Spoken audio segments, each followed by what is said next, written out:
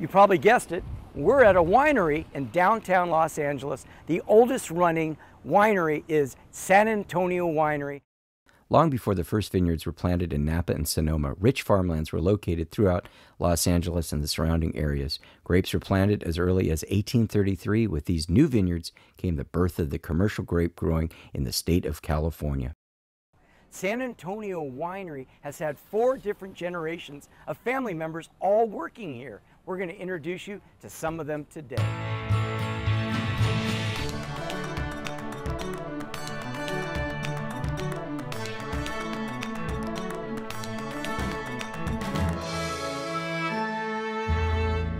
Right now, we're going to talk to Anthony Riboli. He is the 4th generation winemaker for San Antonio Winery, Madalena, and all the other wines that they make. And I'm just curious, because you know my ultimate goal for this tour is to end up at the tasting room to try all of your wonderful wines. But you had mentioned to me that I have to learn how the wines are made before we get that reward. That's right. No reward yet, Peter. We need to, our anticipation is still building. So welcome to the back of the winery, to the production area where the journey really begins. And so first we start with picking the grapes in the vineyard.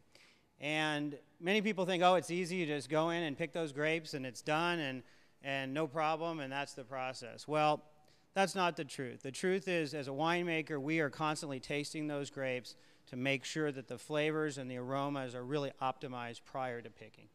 And so that involves a lot of time traveling to the vineyards. For example, our Chardonnay in Monterey, we're visiting at least once a week to see how that flavor is developing. And when it's time to pick, we then say, okay, let's get the crews out here. We are hand picking typically. Let's get this fruit in as quickly as possible, which again preserves those natural flavors and all that wonderful aroma. And then we're going to pick those grapes, drive them to the winery in Paso Robles, and then we're going to dejuice those grapes. And by that, we are going to actually remove that juice from the seeds and the skins in order to now have the raw material to begin the fermentation. We have the stainless steel tanks here, which really are the state-of-the-art, the typical vessel used for fermentation. They each have their own temperature control. Heat is one of the worst enemies of wine, whether it's aging it in your house, in the bottle, or in its raw, immature state.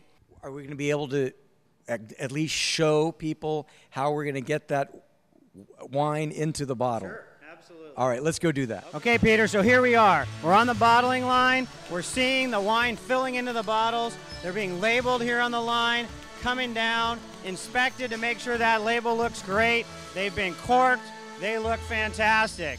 We got the guys putting them into the boxes, getting them on the pallets ready to go so that they can ship right to your favorite restaurant. It's making me thirsty. Wine is about friends, cheers, and the fun of family and friends all together.